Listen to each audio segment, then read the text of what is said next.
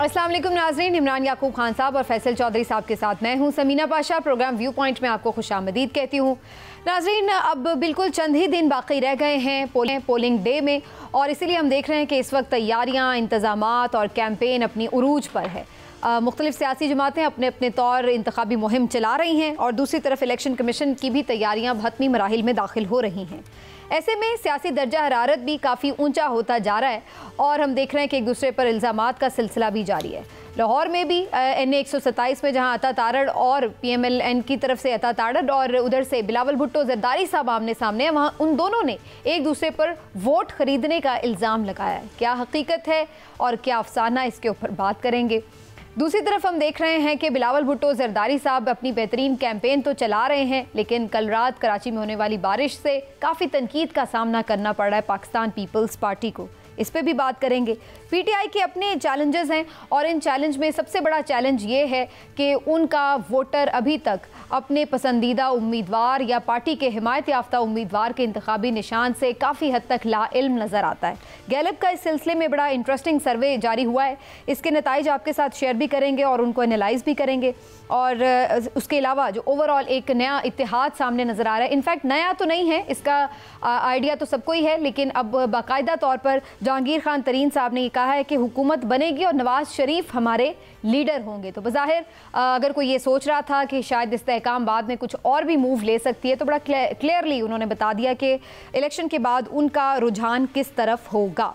तो इन तमाम उमूर पर बात करेंगे आज के प्रोग्राम में। आप सबको खुशामदीद कहती हूँ।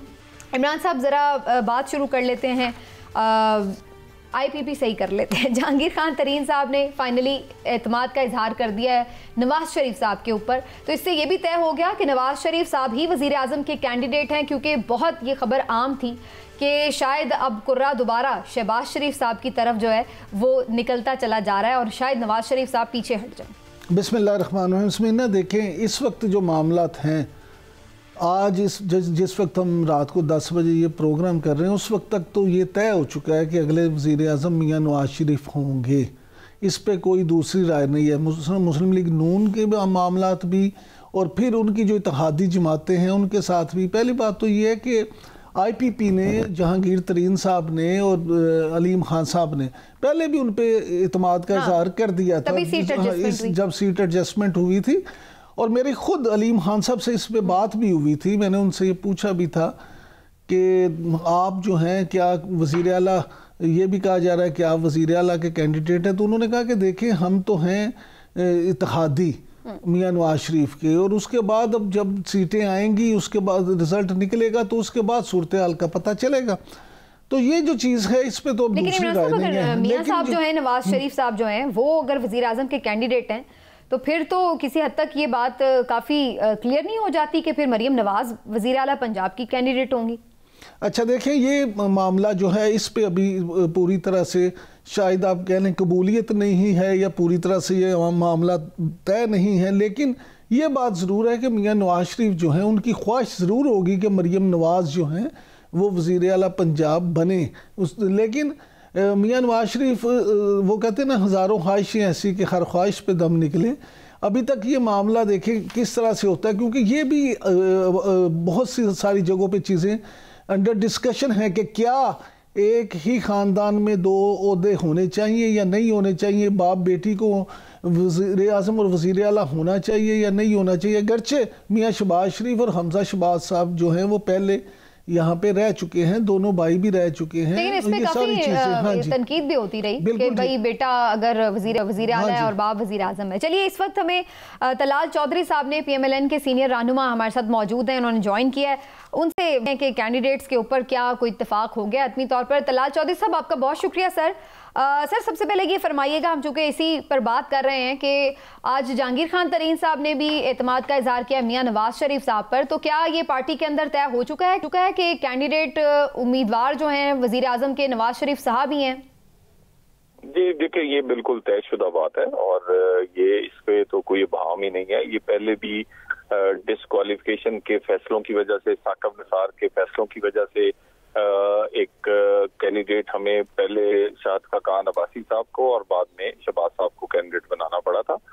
तो हमारे सारे लोग और पाकिस्तान के लोग वोट ही इसलिए दे रहे हैं। तो पाकिस्तान के लोग जिस को वोट दे रहे हैं तो वही वजीर आजम का नहीं। तो फिर शहबाज शरीफ साहब के लिए और मरियम नवाज, हमजा शहबाज, क्योंकि कैंडिडेट्स तो बड़े इंपॉर्टेंट है सारी जो शरीफ फैमिली के, तो फिर इनके लिए भी कुछ तय हो गया मामला? क्योंकि उधर अलीम खान साहब की भी बहुत सारे लोग ये बात कर रहे हैं कि वो भी पहले भी वजारत आला के कैंडिडेट थे पीटीआई की गवर्नमेंट में भी, तो इस दफा भी उनको एडजस्टमेंट करनी पड़ सकती है कुछ?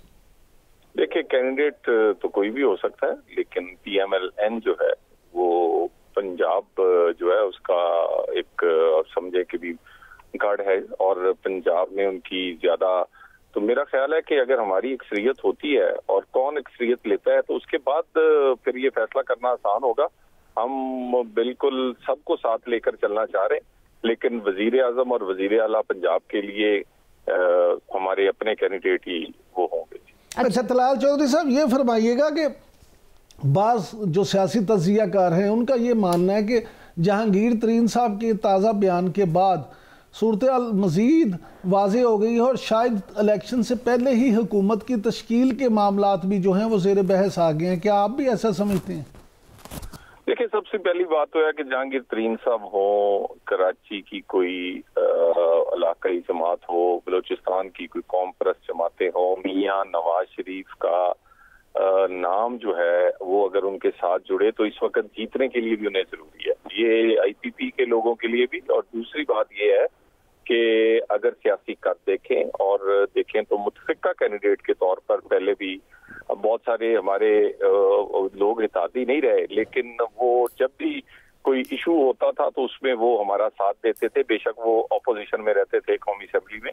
तो मेरा ख्याल है कि मियां नवाज शरीफ जब कैंडिडेट बनेंगे तो शायद हो सकता है कोई कैंडिडेट उनके सामने खड़ा ही हो। ठीक, चलिए, लेकिन ये सब तो तब तय होगा जब इलेक्शन एक दफ़ा हो जाएंगे, चाहे जितनी मर्जी प्लानिंग पहले हो जाए। लेकिन वैसे एक बात बताइएगा तलाल चौधरी साहब, अब तराजू के पलड़े बराबर हो गए हैं या अभी कुछ बाकी रह गया है? देखिए, मेरी गुजारिश ये है कि ये बहुत देर से हो रहे हैं अभी हुए नहीं, हो रहे हैं अभी भी नहीं हुए, लेकिन बहुत देर कर दी है ना जी। आप किसी को 15-15 साल केसेस का फैसला ना करें, उनको 3 इलेक्शन लड़ने दें, उनको सहूलतकारी करें, उनके केसेस स्टे में रखें, उनके केसेस इल्तवा में रखें, उनको और उसके बाद कहें जी कि आज हम बड़ा कोई पलड़े बराबर कर दिए। ये इंसाफ, मेरा ख्याल है ये बहुत पहले होना चाहिए था और इससे मुल्क का नुकसान भी हुआ है, और ये बहुत पहले होता तो ज्यादा बेहतर। अच्छा तलाल चौधरी साहब, आप क्या समझते हैं कि अब अगर मुस्लिम लीग नून इलेक्शन के बाद हुकूमत बनाने में कामयाब हो जाती है, जैसा कि BBC ने भी रिपोर्ट शाया की है, दूसरे कुछ सर्वेस भी हैं, तो क्या मुल्क की जो मौजूदा मुआशी सूरत हाल है, क्योंकि आप खुद भी कैंपेन में हैं, तो लोगों का सबसे बड़ा मसला महंगाई है, बिजली और गैस के बिल हैं, तो क्या मुस्लिम लीग नून इस पे काबू पाने में कामयाब होगी? कोई पॉलिसी बन चुकी है ऐसी? गुजारिश है जी, सबसे बड़ा मसला बिल्कुल आप कहते हैं। और पहले हमने जो 5 साल है पाकिस्तान की तारीख के 75 साल में, उसमें बहुत साल है मियां की या नूनी की हुकूमत के 18, जिसमें आटा चीनी की और उसके साथ साथ बिजली गैस या डॉलर जो है उसकी कीमत जो है वो आटा चीनी की थी तो बिल्कुल बड़ी नहीं थी। और अभी भी हम इंशाल्लाह ताला ये लोगों की पहली डिमांड भी है और ये हमारी पहली कोशिश भी होगी। अच्छा, ये फरमाइएगा तलाल चौधरी साहब, बिलावल भुट्टो जरदारी तो ये कह रहे हैं कि आजाद अरकान, जो इलेक्शन का रिजल्ट आएगा इसके बाद पंजाब में आप नून लीग का कौन सा वज़ीर आला देखते हैं कि या वज़ीर आपका ख्याल है कि नवाज शरीफ फैमिली से होगा या? देखिए, मेरी गुजारिश है कि अल्हम्दुलिल्लाह हमारे पास एक से ज़ायद कैंडिडेट मौजूद है और ये यकीनन जो हुकूमत की फॉर्मेशन होगी उसमें ये कैंडिडेट्स का अनाउंस किया जाएगा, लोगों को इत्मीनान में लेके किया जाएगा, पार्लिमानी पार्टी अनाउंस करेगी, लेकिन वजीर आजम पाकिस्तान के लिए इंशाल्लाह मियां नवाज शरीफ ही कैंडिडेट होंगे। चौधरी साहब, आपकी तरफ मैं आती हूँ, आपको लग रहा है कि कोई अभी अंदर टसल चल रही है? कुछ लोग तो ये भी कह रहे हैं कि शायद मरियम नवाज को वजीर खारजा बना दिया जाए और नवाज शरीफ साहब वजीर आजम के कैंडिडेट हो, शहबाज शरीफ साहब फिर पंजाब को ही संभालें। तो आपको लग रहा है ये ट्राइका इस तरह से कोई भी पसंद करेगा कि सब बड़े ओहदे जो हैं वो अगर शरीफ फैमिली में ही रहें? कोई और रह गया है तो उन्हें भी बना दो कुछ। हमजा शहबाज रहते हैं अभी तो।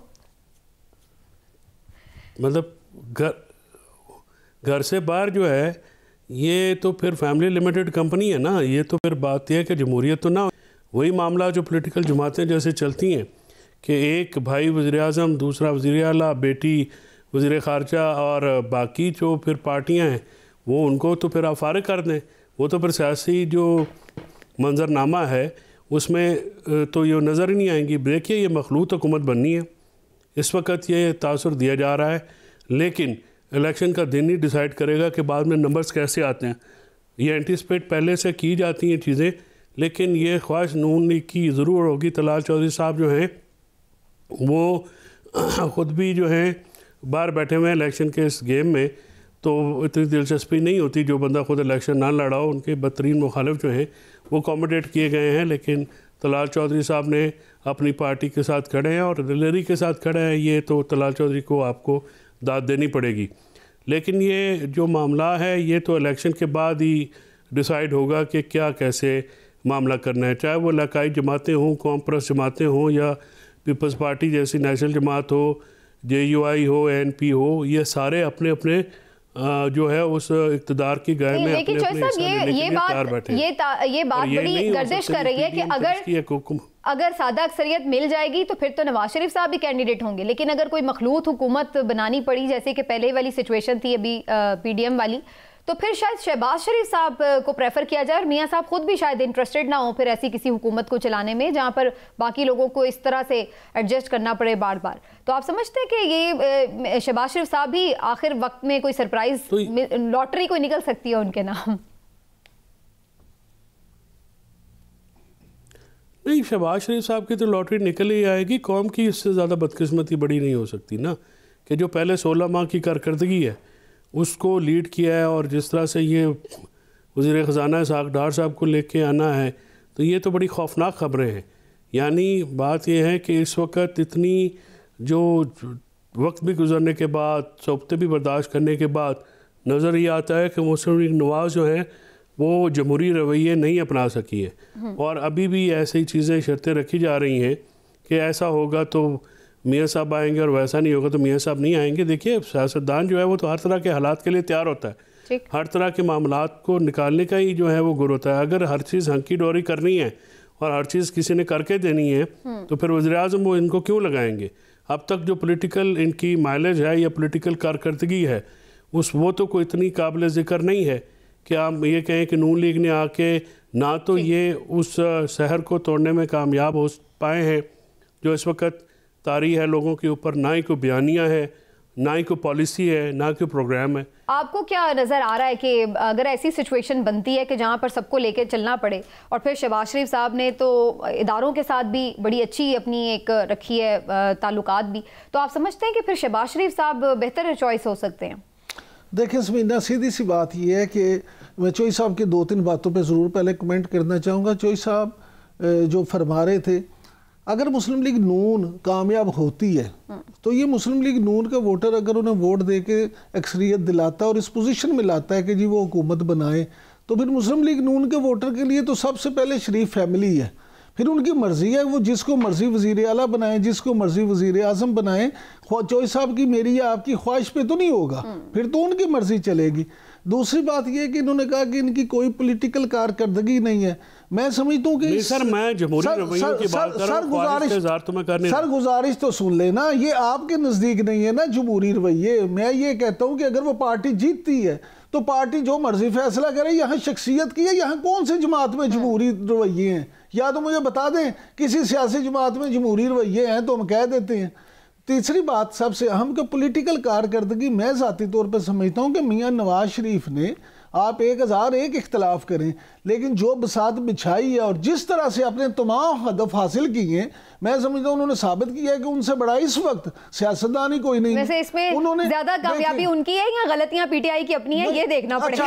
ये फिर उनका कमाल ज्यादा है या इनकी गलतियां ज्यादा? ये फिर वो वाली बात है कि जी अगर कोई बंदा फर्स्ट आ गया तो ये देखें कि पेपर किसने इतना कच्चा बनाया था। ये नहीं, जिसकी भी गलतियां, अगर उन गलतियों को एक्सप्लॉइट करके तो इन्होंने उससे फ़ायदा उठाया सियासी, तो फिर कामयाबी तो इनकी है।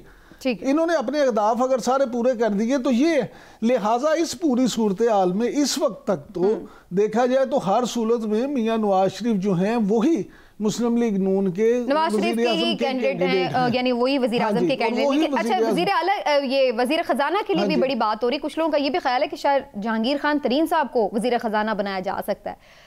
मेरा आपके ख्याल से इसहाक डार के ऊपर प्रेफर करेंगे नवाज शरीफ साहब जहांगीर खान तरीन को?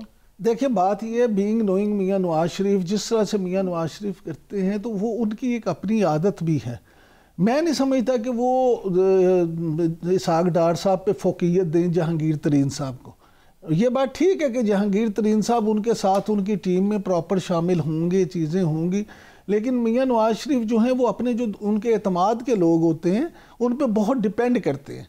इसहाक डार साहब हों, इरफान सिद्दीकी साहब हों, अल्लाह जन्नत नसीब करे, पहले वो सरताज अजीज़ साहब होते थे, परवेज़ रशीद साहब हैं, जो भी मियां नवाज शरीफ साहब जब पहली दफ़ा वज़ीर आला बने थे तो उस वक्त भी चौधरी साहब को पता उनके 5 प्यारे बड़े मशहूर थे, फिर वज़ीर आज़म बने तो वही 5 प्यारे उनके साथ होते थे। तो ये जो मियां नवाज शरीफ का तर्ज सियासत है उसमें वो हमेशा अपने प्यारों को अपने साथ ही रखते हैं। मैं नहीं ये समझता कि वो उनको फोकियत दें, उनको साथ दोबारा मिलेंगे कौम को, नहीं ये ज़रूरी नहीं है, लेकिन ये नहीं हो सकता कि मियां नवाज शरीफ जो है वो समझे कि नहीं इसहाक डार से बेहतर जहांगीर तरीन है। एक तरफ आप कह रहे हैं, मैं ये कह रहा हूँ कि जहांगीर तरीन को वो ये नहीं समझते कि वो इसहाक डार से बेहतर है, उनकी नजर में इसहाक डार ही बेहतरीन वजीर। ठीक है, चलिए तलाल चौधरी साहब फिर से हमारे साथ हैं। चौधरी साहब, जैसे मैं आपसे बात थी हुकूमत साजी के लिए, आप क्या पीटीआई के जो आज़ाद अरकान होंगे उनको भी जमात में शामिल कर लेंगे? रिजल्ट देने के लिए हमें एक दफा अगर अक्सरियत नहीं मिलेगी तो फिर हुकूमत चलाने में, बाकी लोगों को इत्मीनान में लेने में बहुत सारे कॉम्प्रोमाइज करने पड़ते हैं। चौधरी साहब, मेरी शरीफ खानदान के एक मुस्लिम लीग नून के सीनियर रहनुमा से बात हो रही थी और वो बहुत पुरुमीद थे कि मौजूदा सूरत हाल में जिस तरह से है मुस्लिम लीग नून 120 के करीब सीटें जीतने में कौमी असम्बली की कामयाब हो जाएगी। आपकी क्या राय है कि क्या ऐसा मुमकिन नजर आता है आपको? देखिए, बिल्कुल, देखिए पंजाब मेन बैटल फील्ड है, 141 सीटें हैं और इसमें मेजॉरिटी पर हम आगे हैं और यकीनन 2013 में भी तकरीबन जितनी आप सीटें कह रहे हैं इतनी सीटें हम जीते थे और उसके बाद कुछ हजार लोग शामिल हुए थे, जिसके बाद हमारी सादा अक्सरियत बन गई थी। तो मेरा ख्याल है कि इंशाल्लाह उम्मीद है कि 100 से ज़ायद सीटें जो है वो पंजाब से हम जीतने में कामयाब होंगे।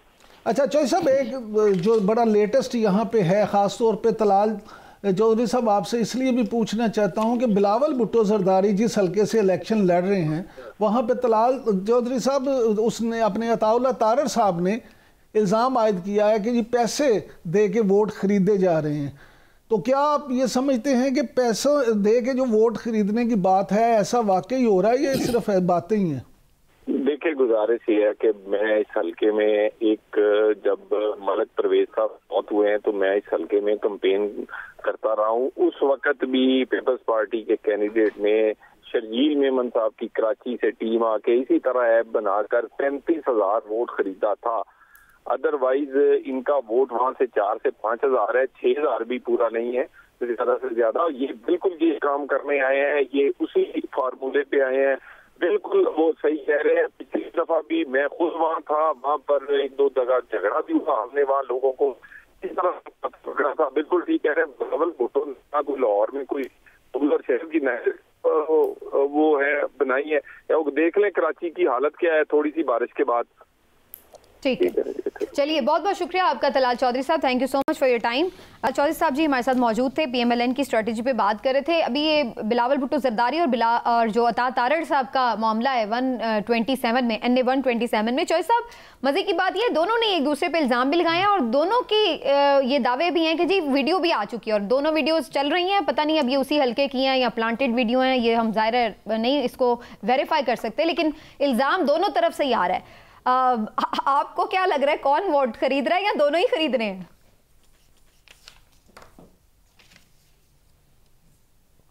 देखिए जी, वोटों का खरीदना बिकना बड़ी बदकिस्मती की बात है, ये कल्चर का हिस्सा है और सियासी तकरीबन हर हलके में ये मामलात होते हैं। किसी जगह रिपोर्ट हैं, किसी जगह रिपोर्ट नहीं होते। यहाँ पे सेनेट के अरकान भी खरीदे गए, आपके जब यूसुफ ज़गरानी साहब का इलेक्शन था वही इल्ज़ाम लगा, आज तक उसका कुछ नतीजा नहीं हुआ। अगर उस वक़्त भी कोई एक्शन हो जाता तो ये मामलात को दुरुस्त कर लिया जाता। ये जो वोट ख़रीदने का, लेने देने का जो एक है, हॉर्स ट्रेडिंग का कर लें, ये बाद में जो मेम्बरान ख़रीदे जाते हैं, तो ये एक कल्चर है जिसकी जितनी भी डिसलाइक हम कर सकते हैं, हमें करना चाहिए और सियासी जमातों को इस कल्चर को डिस्करेज करना चाहिए। ये दोनों जमातों का तुरा इम्तियाज़ रहा है कि उन्होंने ये बिदतें जो हैं वो इंट्रोड्यूस कराई इस इलेक्शन में, इलेक्शनों के प्रोसेस में, और हमेशा से इस किस्म के मामलात होते हैं। तो क्या किसी की वीडियो आई है या नहीं आई है, इल्ज़ामात दोनों तरफ से लगे हैं, तो ये तो अफसोसनाक के कमर है। ठीक हो गया, चलिए जी एक ब्रेक लेते हैं जी। समीना, एक बात मैं यहाँ पे ज़रूर कहना चाहूँगा कि देखिए, एक तो ये बात है कि इलेक्शन कमीशन को इसकी प्रॉपर तहकीकात करनी चाहिए, लेकिन जहाँ तक तारर की बात है, मैं नहीं समझता हूँ कि उनके पास वैसे इतने पैसे हों। एक कैंडिडेट के पास वैसे भी अपना भी कोई सरमाया होता ना कि वो वोटों को दे भी, वोटरों को ख़रीद भी सके या ना ख़रीद सके। लेकिन ये तहकीकात तो इलेक्शन कमीशन को ही करनी चाहिए कि ये हो क्या रहा है। ठीक है, चलिए जी एक ब्रेक लेते हैं, ब्रेक से वापस आकर डिस्कशन को आगे बढ़ाएंगे। हमारे साथ रहिएगा।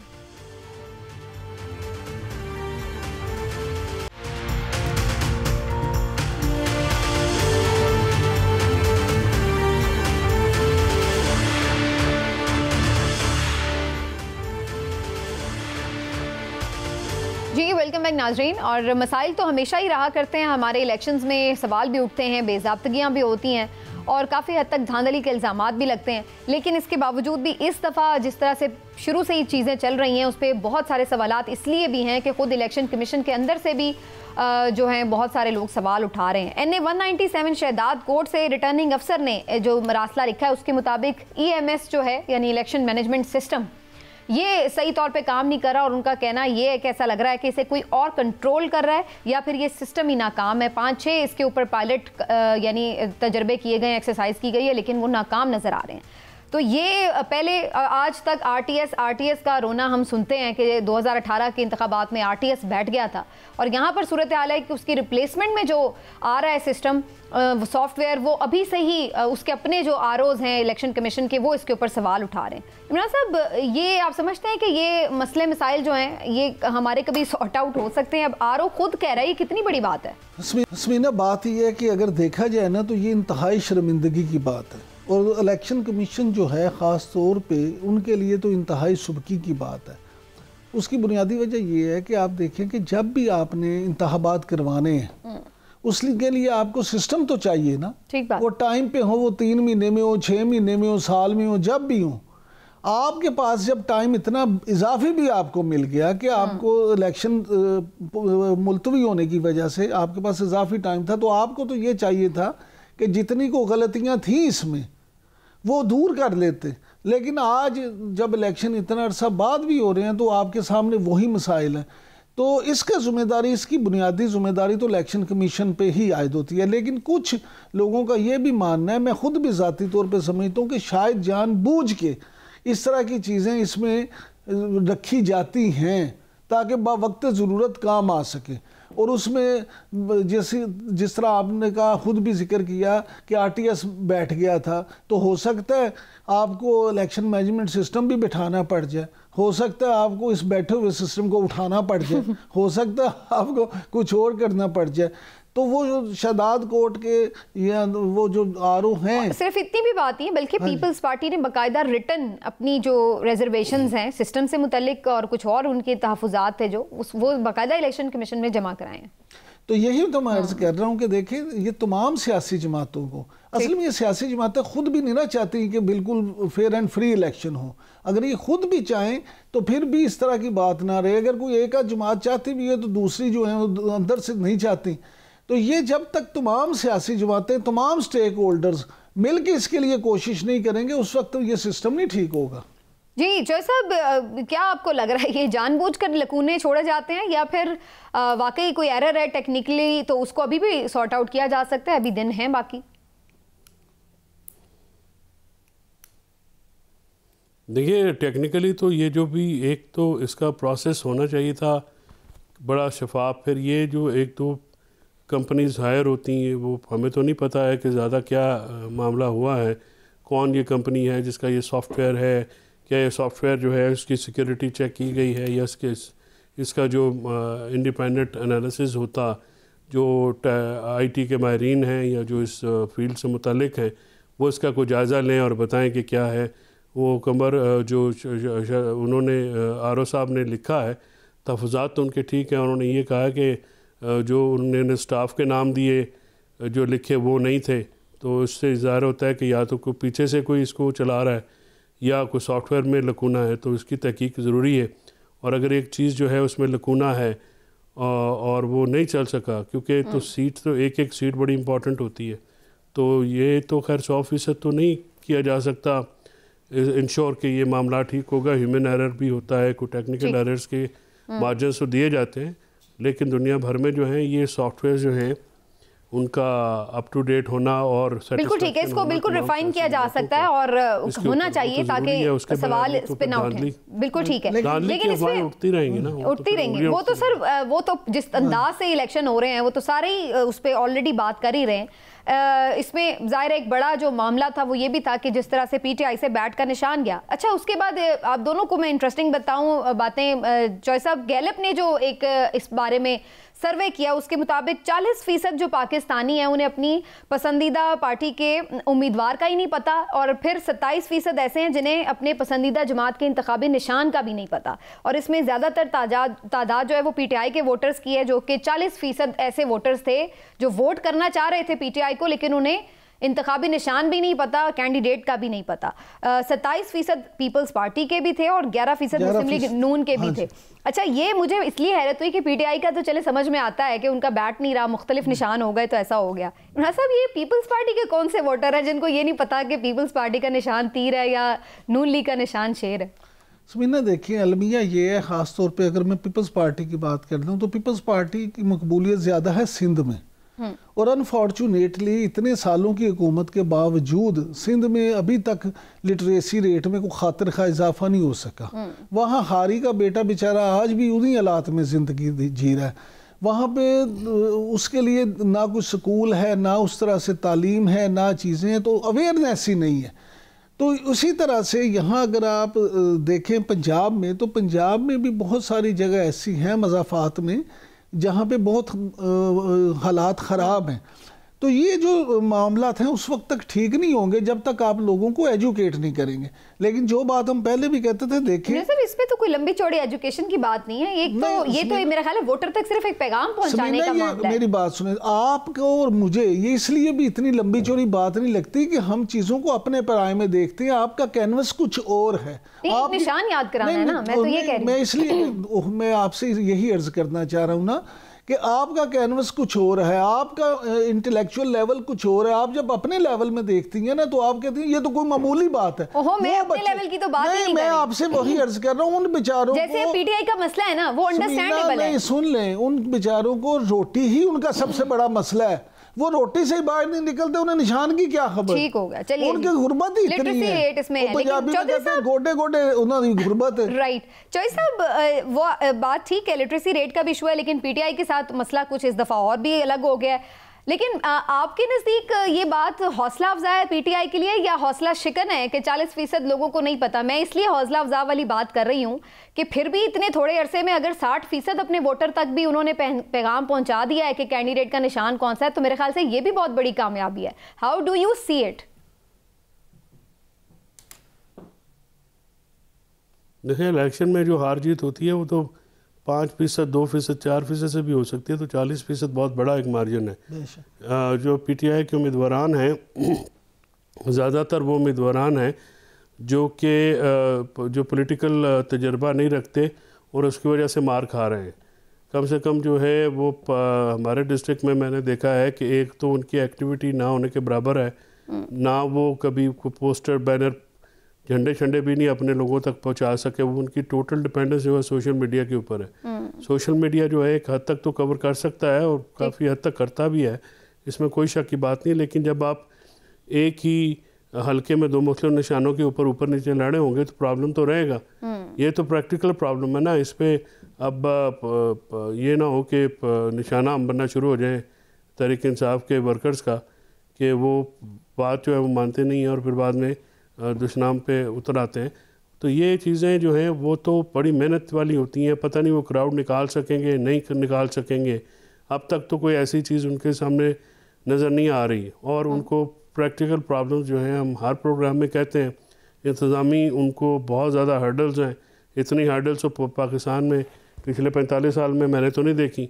और इस जिस तरह के मामलात उनके साथ किए जा रहे हैं, यानी हर चीज़ ही रोक गई है, हर चीज़ ही रोक दी गई है, ना वो इकट्ठे हो सकते हैं, ना उनके वो अपनी कोई मीटिंग्स कर सकते हैं, तो उस वजह से जाहिर है वो मैसेज नहीं पहुंचा पा रहे। कैंपेन होगी तो वो मैसेज पहुंचाएंगे। बिल्कुल ठीक है, एक ब्रेक ले लेते हैं जी। सिर्फ एक बात इसमें खास तौर पे प्रैक्टिकल इश्यूज भी हैं। खास तौर पे ये 40% नहीं है, ये उससे कहीं ज्यादा। ये शहरों में हुआ सर्वे, शहरों में तो फिर बहुत ज्यादा सोशल मीडिया और ये चीजें हैं। गैलप का ये देखे ना, उन्होंने सैंपल साइज लिया कहाँ पे है। अगर ये बेचारे देहात में मज़ाफाती इलाकों में जाएंगे तो इससे कहीं ज्यादा होगा। चलिए जी, एक ब्रेक लेते हैं, ब्रेक से वापस आकर डिस्कशन को आगे बढ़ाएंगे कुछ इकोनॉमी की सूरत हाल के हवाले से, जहाँ पर इलेक्शंस में दावे तो बड़े बड़े किए जा रहे हैं, लेकिन दिन ब दिन हम देख रहे हैं कि इकोनॉमी के हवाले से जो हालात हैं वो मुश्किल तर होते चले जा रहे हैं। एक ब्रेक के बाद वापस आते हैं, हमारे साथ रहिए।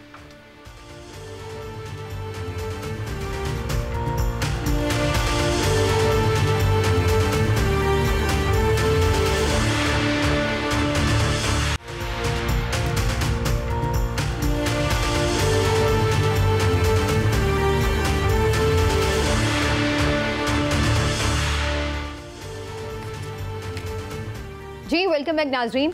इलेक्शन से कबल अच्छी खबरें नहीं हैं, जहां पर हम देख रहे हैं कि आवाम के लिए मुश्किल तर सूरत हाल है। बिजली की कीमत भी 4 रुपये और कुछ पैसे बढ़ा दी गई है, जबकि पेट्रोलियम मसनूआत की कीमतों में भी तकरीबन 13 रुपये के करीब इजाफा हुआ है।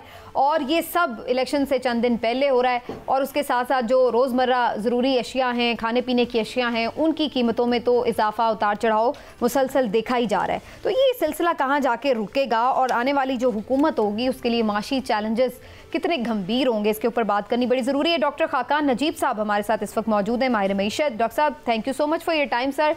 डॉक्टर साहब, ये इस वक्त क्यों अब फिर से बिजली महंगी करनी पड़ रही है, पेट्रोलियम मसनूआत की प्राइस में भी इजाफा करना पड़ा है, पहले तो इसकी वजूहात बताइएगा कि ये क्यों करना पड़ रहा है। जो इस वक्त एनर्जी की प्राइस बढ़ी है उसमें फ्यूल प्राइस एडजस्टमेंट है, ये जो 4 रुपए कुछ पैसे जिसका आपने जिक्र किया, जो इस वक्त इंटरनेशनल मार्केट है वो बढ़ गई है और पाकिस्तान चूँकि इंटरनेशनली डिपेंडेंट है, सो इस वक्त जो पाकिस्तान ब्रेंट भी ख़रीदता है, अरब लाइट जिसको हम कहते हैं, उसकी भी कीमत बढ़ी हुई थी, इसलिए 13 रुपये पेट्रोल में बढ़ाना पड़ा, प्लस वही फ्यूल प्राइस एडजस्टमेंट जो है पास ऑन जो है वो इलेक्ट्रिसिटी में करना पड़ रही है। बट ये तो एक it's a short term thing जिसमें ये उतार चढ़ाव होता रहता है। असल बात तो ये है कि अगर आप सबका एनर्जी पे अगर देखिए मौक़िफ़ पॉलिटिकल पार्टीज़ का भी, जैसे आप गुफ्तगू फरमा रही थी, तो आपको नज़र आएगा कि हर कोई ये कह रहा है कि या तो हम 300 यूनिट तक बिजली हमें मुफ्त करनी चाहिए या हमें 20 से 30% बिजली की कीमत कम करनी चाहिए। इस वक्त जो इंडस्ट्री ऑपरेट कर रही है वो इस वक्त केयर टेकर गवर्नमेंट पूरी कोशिश ये कर रही है कि उनकी बिजली 9 सेंट कर दे, जो 12 सेंट इस वक्त एक्सपोर्ट को दिया जा रहा है। तो लुब्बे लुबाब इस बात का ये है कि एनर्जी जो है वो एक इस वक्त लिंच पिन है आने वाली हुकूमत के लिए कि उसको टैकल कैसे करना है। पर मैं थोड़ी तशवीश से ये कहता हूँ कि कोई भी एनर्जी का डीप रिफॉर्म प्लान, जिसको मैं कहता हूँ उसके इंतज़ामी ढांचे को तब्दील करने का प्लान सामने नहीं रख पा रहा। करंट गवर्नमेंट ने भी डिस्कोस की प्राइवेटाइजेशन जो है उसको आगे नहीं बढ़ाया। पीआईए पे जोर है बट एनर्जी सेक्टर पे नहीं है। हालांकि मेरा ख्याल है डिस्कोस और जेनकोस को अपने ज़ेरे गवर्नेंस स्ट्रक्चर में चलाने से जब तक निकालेंगे नहीं, ये बात बनेगी नहीं। और बाकी जो टारगेटेड सब्सिडी है, जो आईपीपीज के मसले हैं, ये सब इतने गंभीर मसले हैं कि इनको हल करना। बट एक बात तो क्लियर हो गई है कि हर पॉलिटिकल पार्टी ने अक्रॉस द बोर्ड अगर कुछ कॉमन है तो वो एनर्जी की कीमत को कम कर। डॉक्टर साहब, आने वाली जो हुकूमत है, ये इस वक्त आपने जैसे खुद भी, मैंने पहले भी बात की, आपने भी जिसका इशारा किया, ये बिजली को तो सस्ता करने की बात कर रहे हैं वो, लेकिन ये आप आवाम को क्या बताना चाहेंगे कि ये इनके वादे झूठे हैं या फिर इसमें वाकईतन ये ऐसा कहीं आगे चल के पॉसिबल हो सकता है? देखिए, मैं if I have to be honest with the people of Pakistan, बिल्कुल नहीं हो सकता।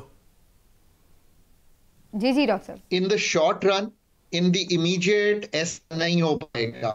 हम जब तक तंजीमें नौ करने की तैयारी नहीं कर लेते, हम और एज अ कॉम ये तैयारी नहीं कर लेते, और हम ये बिलीव नहीं करते एनर्जी सेक्टर है उसको रीवैम्प कर देंगे। और इससे बिल्कुल क्लियरली मकसद ये है कि जो हुकूमत की तहवील में उनको निकालेंगे, जो इस वक्त, मतलब मैं आपको एक मिसाल देता हूं कि 160 अरब जो है उसका नुकसान पिछले साल में इसलिए है कि नेपरा ने आपको 13-14% लॉसेस अलाउ किए, आपने वो लॉसेस 17% किए। ये जो 4% है वो 160 अरब है। अब आप मुझे खुद बताइए, ये $500 मिलियन का नुकसान है। सो अब ये आप तय करना है कि क्या इसी तरह इस चीज को चलाना है। यह आसान तरीन तरीका है इस चीज को समझाने का, जो मैंने अभी आपके सामने। अच्छा डॉक्टर साहब ये फरमाइएगा कि आपने 2-3 दफ़ा जिक्र किया इंतज़ामी ढांचे में तब्दीली का, बुनियादी चीज़ों का, और अभी आपने कहा जी PIA पे तो काम हो रहा है, यहाँ नहीं। मेरी इतलात के मुताबिक तो PIA का काम भी ठप पड़ा हुआ है, उसमें भी काम रुक गया है, उसमें भी कोई नई डेवलपमेंट नहीं है, अभी वो भी प्राइवेटाइज नहीं हो रहा, एनर्जी सेक्टर भी नहीं हो रहा। दूसरे ये कि ताज़ा तरीन रिपोर्ट्स के मुताबिक जो हमारी तरसीलात ज़र हैं उनमें भी नुमाया कमी है, और जो आपके पास दूसरी सरमायाकारी, डायरेक्ट सरमायाकारी थी, वो भी जो मुतवक्को थी वो भी नहीं होगी। तो इन सारी मामलात में जब बाहर से डॉलर भी नहीं आ रहा, चीज़ें भी नहीं आ रही, आपके ये एनर्जी में भी आप कीमतें बैनुल अक़वामी सतह पे जब बढ़ेंगी फ्यूल की, तो ये तो फिर रावी तो चैन नहीं लिखेगा, रावी तो आपके लिए मज़ीद परेशानियाँ लिखेगा। तो देखिए ना, जो $25 अरब इस साल जमा करने, चूंकि IMF की एक अम्ब्रेला है तो आप कर पाएंगे, पर ये obviously debt monies replaced with debt monies ही हैं जिनसे हम गुजारा कर रहे हैं। कुल्ली बात यह है कि नॉन डेट क्रिएटिंग इंस्ट्रूमेंट्स, ये बात सही है कि जो हमारी रेमिटेंसेस आती हैं उनमें कमी हुई है। पहले जो हमारे पास इस फिस्कल ईयर के जो 6 माह का डेटा हमारे सामने आया, बल्कि अब तो शायद 7 माह का आने वाला होगा, ये बात दुरुस्त है, रेमिटेंसेस उस तरह से नहीं बड़ी, एक्सपोर्ट स्टेबल सी हैं, थोड़ी सी इनमें बेहतरी जो है लेट्स होप के आने वाले दिनों में हो जाए, मैं ये कहता हूं। अब कुल्ली तौर पे तो बात यह है कि IMF के फंडिंग के बगैर, वर्ल्ड बैंक की फंडिंग के बगैर, ये सारे जो हम प्रोजेक्ट फंडिंग इनसे लेते हैं या बजट फंडिंग, अभी तो मुल्क को चलाना मुश्किल है। पर जो दो जराए हैं वो तो यही हैं, हमें एक्सपोर्ट बेस को ठीक करना है, हमें अपनी एनर्जी की जो डिपेंडेंस है बाहर के मुल्कों पे, जो कि हमारा 25% इम्पोर्ट बिल एनर्जी का है, उसको कम करना है। मैं बार बार आज आपसे जो गुफ्तगू कर रहा हूं, आपको ये अंदाजा होगा कि मैं कहता हूं कि जब तक डीप रिफॉर्म करने की तैयारी नहीं करेगी अगले 5 साल में, पड़ेंगी, इसके अलावा कोई हल नहीं है अगले आने वाली हुकूमत के लिए। वक्त कम रह गया डॉक्टर साहब, मुझे सिर्फ ये एक इंपॉर्टेंट सवाल का आंसर बहुत आपसे जरूर पूछना है। स्टेट बैंक कह रहा है कि जो तमाम नोट हैं, करेंसी नोट, उनको चेंज कर दिया जाएगा, और उसके लिए ज़ाहिर अभी कुछ टाइम तो लगेगा। आपको इसकी क्या वजूहात नजर आ रही हैं, और क्या ये आपको लग रहा है कि एक एप्लीकेबल चीज है, ये हो पाएगा कैसे? देखिए, एवरी 10-15 ईयर्स जो सिक्योरिटी का निज़ाम है जो नोट्स में होता है उसको अपग्रेड करने की ज़रूरत होती है। यहाँ तक ये 2005 के नोट हैं जो अभी हम चला रहे हैं, तो आप खुद सोचिए कि कितना अरसा हो गया। एक इसकी जो वजह है वो ये है कि हम इसकी नोट्स की वो अपग्रेड करना चाहते हैं। फेक नोट्स मार्केट में बहुत हैं, उनको वापस लेना चाहते हैं, पर ये इमीडिएटली नहीं होने जा रहा, ये 2 साला मंसूबा है। अभी तो नोट्स की हमने फाइनलाइजेशन करनी है, फिर कैबिनेट की अप्रूवल्स आएंगी, और कुछ करेंसी इन सर्कुलेशन जो है वो 8,000 अरब की है। ये बहुत बड़ा नंबर है पाकिस्तान की इकोनॉमी के लिए, इसी से ये सारी इनफॉर्मल इकोनॉमी चलती है। तो कुछ मेरा ख्याल है सोच ये भी है कि जब नए नोट आएंगे और पुराने लोग वापस करेंगे, तो मे भी अगर कोई अक्लमंदी से इसको हैंडल करे तो ये कहेगा कि डॉक्टर साहब अगर 10 लाख लाए हैं, चलें वो तो आप तब्दील करा लें, पर अगर डॉक्टर साहब 10 करोड़ ले आए हैं तो पूछें तो भाई साहब आपके पास ये 10 करोड़ अनशोर्ड मनी कहाँ से आई है? सो एक ये भी सोच हो सकती है, पर अभी इसकी जुजियात चूंकि नहीं तय हुई, इसकी जो फ्रेमवर्क है वो कतई तौर पे नहीं आया, but in the next 2-3 years जो पुराने नोट हैं वो चले जाएंगे और विद बेटर सिक्योरिटी फीचर्स नए नोट आ जाएंगे। एटलीस्ट आपको और मुझे ये फायदा होगा कि फेक नोट से बचत हो जाएगी। ठीक हो गया। डॉक्टर साहब बहुत बहुत शुक्रिया सर आपका, thank you so much for your time. Economy के ऊपर डॉक्टर साहब की गुफ्तगू आपने सुनी। किसी भी हम माशी एक्सपर्ट को कभी भी अपने प्रोग्राम में ले ले, सबका इस बात के ऊपर तो इत्तेफाक होता है कि अब मेजर चेंजेस हमारा जो इकोनॉमिक ढांचा है उसमें करने की ज़रूरत है, और जिसके लिए बुनियाद रखी जाएगी इस्लाहात के साथ, और ये इस्लाहात आने वाली हुकूमत को ही करनी पड़ेंगी। अब वो किस हद तक एक इंडिपेंडेंट हुकूमत होती है, स्ट्रॉन्ग हुकूमत होती है जो ये इस्लाहात कर पाए या नहीं, या उसकी कोई तैयारी भी वो करके आ रही है या नहीं, इसके ऊपर देखना होगा। ये सबसे बड़ा यकीनी तौर पर चैलेंज होगा आने वाली हुकूमत के लिए। प्रोग्राम को यहीं पर समेटते हैं, इंशाल्लाह फिर आपसे मुलाकात करेंगे। अपना ख्याल रखिए, अल्लाह हाफ़िज़।